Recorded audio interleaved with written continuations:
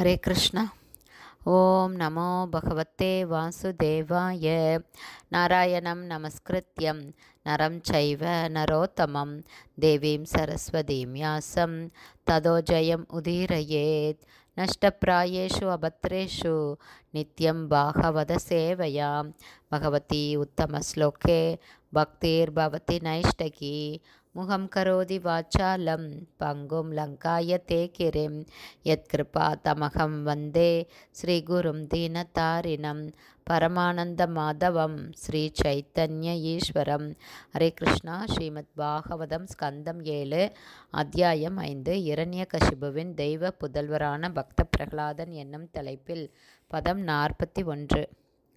பரே பிரம்மணி அனிர்தேஷ்யே பகவதி அகிலாத்மனி யுக்தாத்மனி அஃபலோ ஆசன் புண்ணியஸ்யேவ சத்க்ரியா.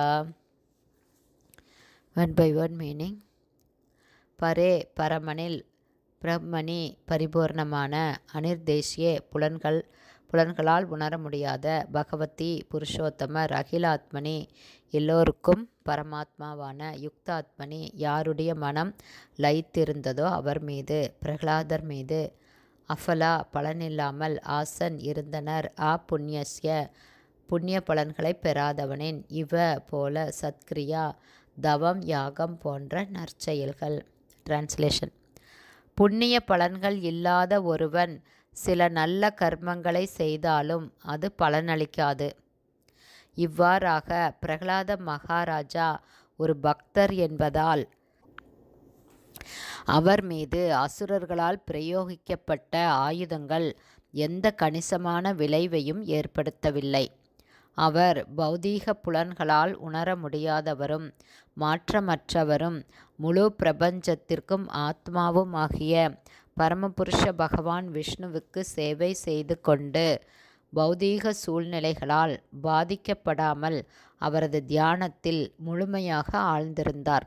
பர்பட் பை ஸ்ரீல பிரபாத். ஜெய் ஸ்ரீல பிரபாத்.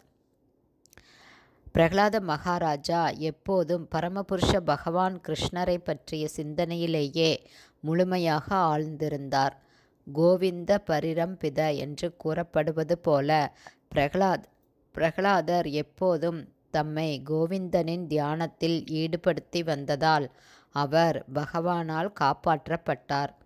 தன் தந்தை அல்லது தாயின் மடியிலுள்ள சிறு குழந்தை ஒன்று முழுமையாக பாதுகாக்கப்பட்டிருப்பது போல ஒரு பக்தரும் எல்லா சூழ்நிலைகளிலும் பகவானால் பாதுகாக்கப்படுகிறார். பிரகலாத மகாராஜா அசுரரான இரண்யாக்ஷர்களால் தாக்கப்பட்ட போது கோவிந்தனும் அசுரர்களால் தாக்கப்பட்டார் என்பது இதன் பொருளாகுமா? இது சாத்தியமில்லை.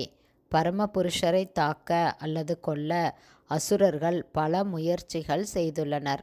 ஆனால் பகவான் கிருஷ்ணர் எப்போதும் மேலான உன்னத நிலையில் இருப்பவராதலால் அவரை எந்த பௌதீக வழிகளினாலும் காயப்படுத்த முடியாது. எனவேதான் பரே பிரம்மணி என்ற சொற்கள் இங்கே உபயோகிக்கப்பட்டுள்ளன. அசுரர்கள் பரமபுருஷரின் உன்னதமான உடலை தங்கள் பௌதீக ஆயுதங்களால் தாக்குவதாக நினைத்த போதிலும் அசுரர்களால் பகவானை காணவோ அல்லது அவரது திருமேனியை தொடவோ முடியாது. பரமபுருஷ பகவான் இந்த ஸ்லோகத்தில் அனிர்தேஷ்ய என்று விவரிக்கப்படுகிறார். அவர் எங்கும் விரிந்திருப்பவர் என்பதால் அவரை ஏதோ ஓரிடத்தில் இருப்பதாக நாம் புரிந்து கொள்ள முடியாது. பகவான் அகிலாத்மா, அதாவது பௌதீக ஆயுதங்கள் உட்பட அனைத்திற்கும் உள்ளே இருந்து செயல்படும் தத்துவம் ஆவார். பகவான் கிருஷ்ணரின் நிலையை புரிந்து கொள்ளாதவர்கள் துரதிர்ஷ்டசாலிகள் ஆவார்கள். பரமபுருஷ பகவான் கிருஷ்ணரையும் அவரது பக்தர்களையும் கொன்றுவிட முடியும் என்று அவர்கள் நினைக்கலாம். ஆனால் அவர்களுடைய எல்லா முயற்சிகளும் பயனற்றதாகவே இருக்கும். அவர்களுடன் எவ்வாறு நடந்து கொள்ள வேண்டும் என்பதை பகவான் அறிவார். ஹரே கிருஷ்ணா. ஸ்ரீமத் பாகவதம் ஸ்கந்தம் 7 அத்தியாயம் 5 இரண்யகசிபுவின் தெய்வ புதல்வரான பக்த பிரகலாதன் என்னும் தலைப்பில் பதம் 41 ஸ்ரீல பக்திவேதாந்த சுவாமி பிரபுபாதாவின் விளக்க உரை இத்துடன் நிறைவடைந்தது. ஹரே கிருஷ்ணா. ஸ்ரீல குருதேவுக்கு ஜெய். ஸ்ரீல பிரபுபாதுக்கு ஜெய். ஹரி போல்.